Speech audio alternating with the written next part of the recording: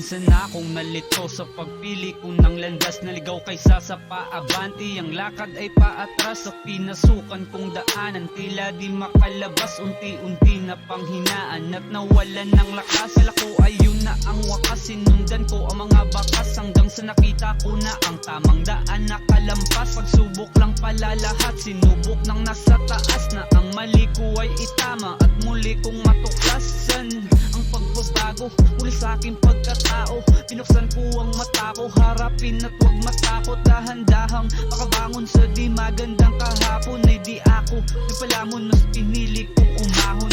Namaliman pero mas pinili ko magbago. Kalimutan at pag-uwi, muli akong pagkatao. May mga maliman pero mas pinili ko magbago. Kalimutan at pag-uwi, muli aking pagkatao. May mga maliman akong desisyon na nagawa. Sa mga mata ng tao ako'y naging masama. Masasakit na salita galing sa kanilang bibig, pero binaliwala ko yun at hindi nakinig. Oo, dati naging gago man ang aking pagkatao. Tinanong ko ang sarili kung huli na ba magbago at malabo na bang itama ang mga mali, hanggang malaman ang sagot sa katanungan ay hindi.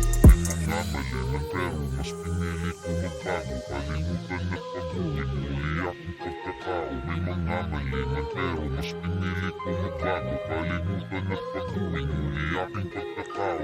Nagkamali man, pero yan ang nagsilbi kong leksyon para dalhin ako't ituro dun sa tamang direksyon, na kung saan makita ang tamang daan, matuklasan, baguhin ang mga hindi maganda kong nakaraan. Karanasan panandalian namang pala ang itinasa huli na pagtanto. Lahat pala yun ay mali, hanggang malaman ko lahat ng to ay pala isipan lamang pala sa bawat tinataha kong mga daan.